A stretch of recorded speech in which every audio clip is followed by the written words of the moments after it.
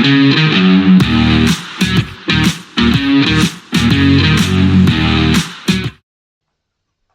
welcome back to the SuperCoach Enough channel. In this video we're going to review round 9 of the 2024 AFL SuperCoach season. And I guess an average week for us, scoring a 23.73, which was top 12% for the round, and did drop us a few hundred spots overall, so out to 3,455, but definitely in the mix at the moment, feeling pretty good about the team. So we'll have a look at the team and how they went. So Liam Ryan with 111 apparently had a bit of a slow start to the game, but come home late with some cheap possession. So we love that.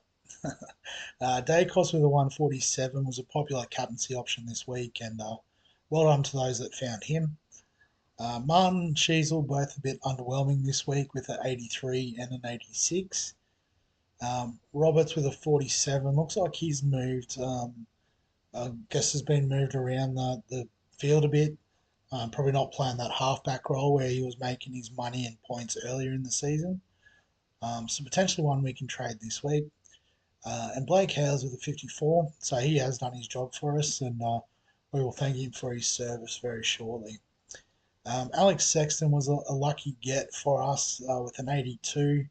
So we didn't have him on field, which isn't ideal, but the fact that he's making more cash and getting a couple more games in the team, I guess, makes the move a little bit more justified.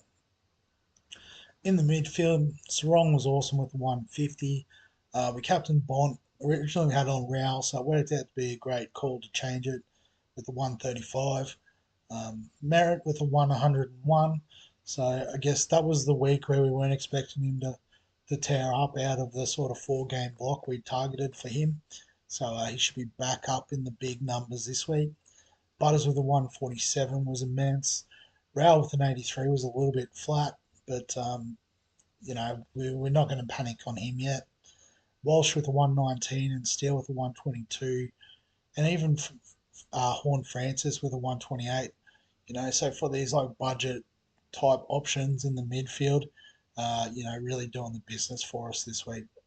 We missed out on Closey's 105, so obviously if we could swap that with Roberts would have been nice, but we should be able to make that happen this week. Will Graham was omitted from the team, which usually means that they've been dropped, so one to sort of watch for a bit. Still has a decent break even, but if we need to access that extra 150 odd K we can get out of him, then we absolutely will. And Garcia with the 65 is nice for making a bit of money for us. In the rucks, Max Gawn with the 111 probably wasn't strong enough to VC. Again, right call. Tim English was disappointing in the first game we've had him in the team with an 87. But I guess the average of 114 sort of speaks to how he's going to go in our team, which is not traded out. And Jordan Sweet was a late out with an illness. Hopefully it's a 1-week thing and he'll keep making some money for us next week. And then in the forward line we had Heaney and Flanders just doing their business. So set and forget those two. Fife with a 60 was okay. Again, we're going to use him for buy coverage and then try to upgrade him if we can. Wilson with the 90 is continuing to just be solid. Darcy with a 113. So I guess, taking a bit more ruck time off English might have helped, but, just excellent for the rookie price we got him at. And we had to play Jones just due to our forward structure. So 38's not ideal. Would have been great if we still had Sexton in our forward line. But the only way we could free up the cash by getting Jones in was to rotate Sexton up. So in terms of the head-to-head league this week, it'll load very slowly apparently. There we go. So a nice victory in the end over Chaos. So 23-15 is nothing to sneeze at.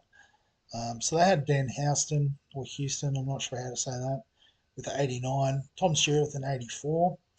So a couple of the defensive targets there not sort of lifting to where we would want them to. Grundy with 102, outpointed Jackson on the day. Sharp with a 98, so he's been a good hold in that sense.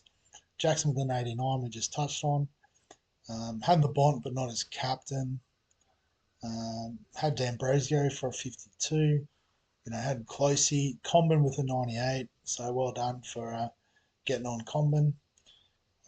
Garcia with an 84 too, so he's probably one that we've let slip by, but he's made 100k nice and easy now, negative break even, so I guess you can't have them all.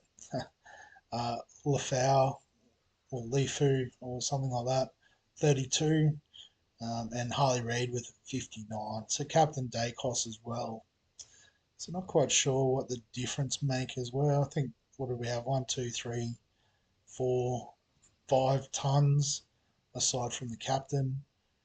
So they've got 1, 2, 3 tons. So I guess yeah, those extra couple of hundred scores, getting us over the line. So I can already see a couple of big scores here. 2382s outpointing me. 2431 Reno's top ups, so it might be one to look at. 2500 Taz's Tarantulas.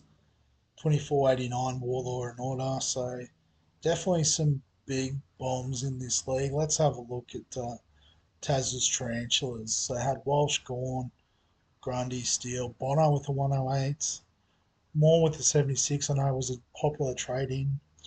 Toog Miller with a 122, Dawson with a 142, Rankin 142.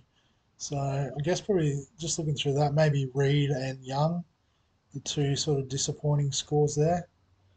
Other than that, everyone else going pretty decent. So that gets you the 2500, I suppose. Well done. Even Skits Fits with a 2414. Probably feel a bit stiff this week. But Warlord and Order as well was up there. So Gorn, Sarung, Ryan, trying to mash it all together. Merritt, Bont, Darcy, Dale with a 103, Comben, Captain Dacos, Jordan Dawson, Butters and Heaney, Green with a 116, and played closely. So yeah, some great results there for the gang. Well done, everyone. But I guess in terms of moves for this week, um, so realistically, we're pretty set with our midfield. Obviously, Horn Francis will sort of get flipped after the bye period, but pretty comfortable hanging on to the rest of these guys for the season. Same with our rucks. We bought English in so we can set and forget that. Basically, once Sweet's made his money, Livingston goes back and we use his money in the forward line. So realistically, it's just these two spots, D5 and D6, that we want to potentially upgrade. So I guess to facilitate that, the obvious move this week is Howe's out. Closey slots up into the defence.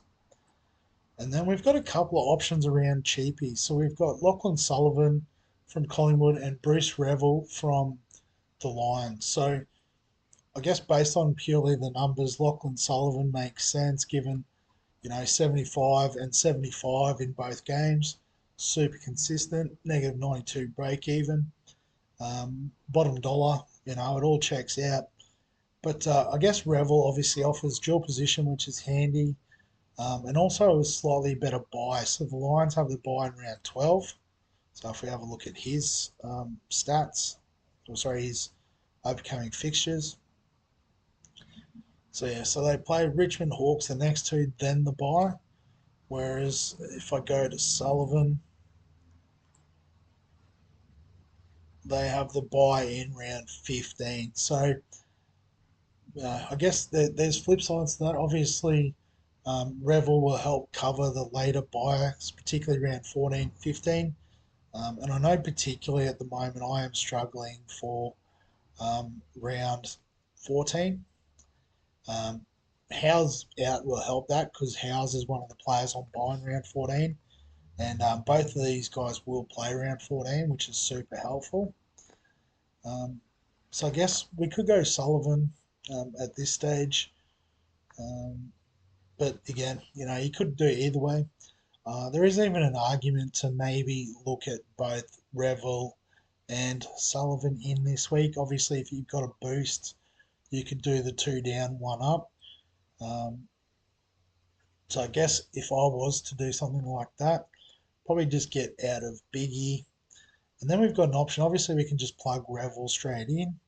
But also, if we want to take advantage of getting Sexton's points on field, can probably bring him down, push Graham up, and then get Revel in the midfield. So something like that could also work. It does sort of take the flexibility out of our defence midfield for the time being. But as I said, we get Sexton on field um, is the plus. Let's just confirm that. Oops. So, that forward line looks a little bit better now with Sexton at F6 instead of Jones. Um, obviously, if Graham comes back, that will help. But I guess, if Graham's back, well, then does Sexton miss out? There's a few moving pieces there. Obviously, the other thing, because we've got the 300k, what we could do instead, update trade. So trade Revel back out is to trade out Roberts. So why can't I do that? I'll just redo the trades. Sometimes it's not the best to confirm them. So undo. So, I'm pretty set on House to a cheapie. That's fine. Close here to D6 is definitely something I'm comfortable with. So we'll just go Sullivan again. But we can potentially upgrade Roberts. So it gives us 617k. And if I go to my watch list, so I guess the 3 options I've identified to cover D5 and D6, Tom Stewart, Hayden Young, Dan Houston. So I guess it hasn't helped that all of them have sort of had down games this week. So Tom Stewart obviously offers the best value at 500k, but does play the round 14 bye, does have the round 14 bye, which is a bit of an issue for my team currently. So I'd only be making that worse trading out Roberts, who I think is around 12 bye, for Tom Stewart. Obviously, Hayden Young, Dan Houston have those really good buy coverages and that they play around 13. Have the buy in round 13. Hayden Young at a slightly cheaper price, but also, I guess, averaging 13 points less than Houston. And so I think thanks to Houston's 89, his break even has ballooned out to 149. So if we target Houston, we could potentially wait a week and go then. So I guess it's just how comfortable are we with fielding Matt Roberts in the short term, in order to, wait for Houston the bottom out or for Tom Stewart to get through his bye, is the question. But what we could try and do, although no, I just realised it's not going to work. I was gonna try and still get Sexton into my forward line, but to do that, I would have to push like a Wilson up into the midfield, and then we're no better off than where we started. So it doesn't quite work. So I'll do Houston just for the time being. I guess take the points where we can.